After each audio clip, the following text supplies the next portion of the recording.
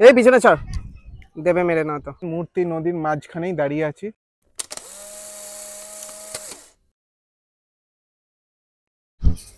Welcome guys, welcome back to Blogosapiens. জানি অনেক দিন পর একটা ব্লগ আসছে, সাধারণত করা হয়ে ওঠে না বিভিন্ন কারণে। তো বেসিক্যালি আজকের ব্লগটা হচ্ছে আমাদের ডুয়ার্স যাত্রা নিয়ে। বাঙালি বরাবরই ভ্রমণ, তা সে সমুদ্র হোক, পাহাড় হোক কিংবা জঙ্গল। কাঞ্চনকন্যা এক্সপ্রেসে চড়ে তাই রওনা দিয়েছিলাম ডুয়ার্সের পথে।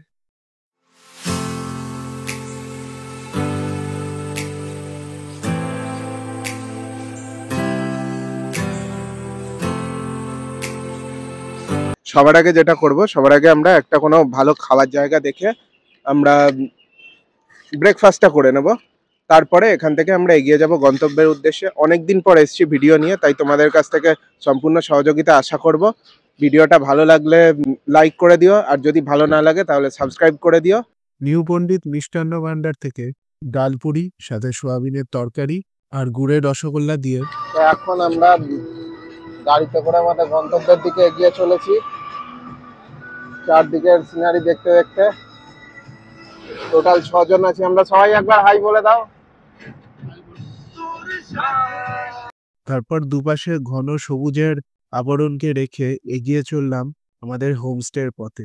আর এদিকে আসলে যেটা হয়েই থাকে, দুপাশে সারি সারি চা বাগান। এই করতে করতে পৌঁছে গেলাম আমাদের রসান হোমস্টেতে।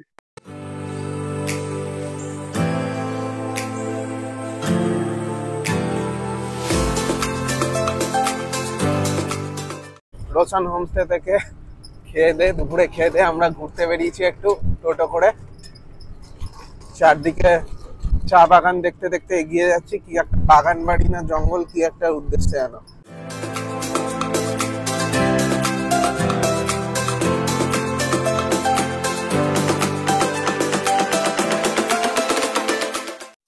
তো এখন আমরা ঢুকছি হচ্ছে গরুমারা এলিফ্যান্ট ক্যাম্পে।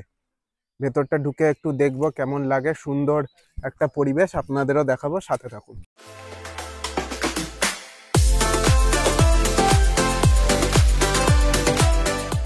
এখান থেকেই প্রধানত বুকিং হয় হাতির পিঠে চড়ে জঙ্গল সাফারি।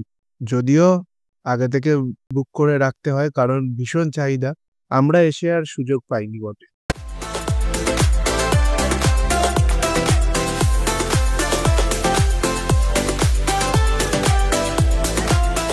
খুব সুন্দর জায়গা। হাতি সাফারি না করলেও এখানে এসে আপনারা কিন্তু জায়গাটা ঘুরে দেখতে পারেন। টোটোয় করে যে হোমস্টেতেই থাকুন, বেশিক্ষণ সময় লাগবে না, গোটা 15 থেকে 20 মিনিট লাগবে। আর খুব সুন্দর পরিবেশ এখানকার। একটা সুন্দর মাঠ রয়েছে, সেখানে বসার জায়গা রয়েছে, হাতির পিঠে করে সাফারির ব্যবস্থা রয়েছে। কিন্তু তার জন্য অনেক আগে থেকে বুক করতে হবে, কারণ একদমই পাওয়া যাচ্ছে না। আমরাও এসে বুক করতে পারিনি, আগে থেকে বুক করা থাকলে তবেই পাওয়া যাবে। এর চাহিদা এত বেশি। বা সাফারির জন্য না আসলেও এমনি ঘুরে দেখার জন্য একটা খুব সুন্দর জায়গা। ময়ূর রয়েছে। এটা হচ্ছে মেনলি হাতিগুলো যেখানে থাকে। একটা হাতি ওখানে, একটা না 2-3টে হাতি এখনো দাঁড়িয়ে রয়েছে। এবার আমরা এখান থেকে আপাতত বেরিয়ে যাব, দিয়ে আমরা যাব মূর্তি নদীর ধারে। সেখান থেকে বেরিয়ে আমরা এগিয়ে চললাম মূর্তি নদীর দিকে।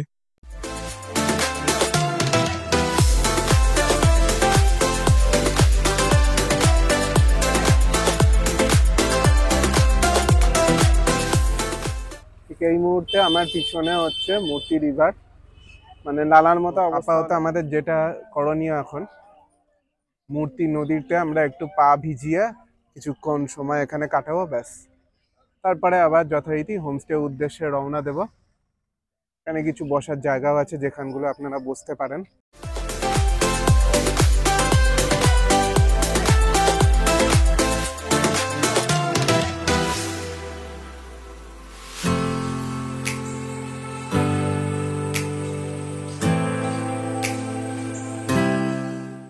এমন সুন্দর জায়গায় এলে সময় যেন কত তাড়াতাড়ি কেটে যায়।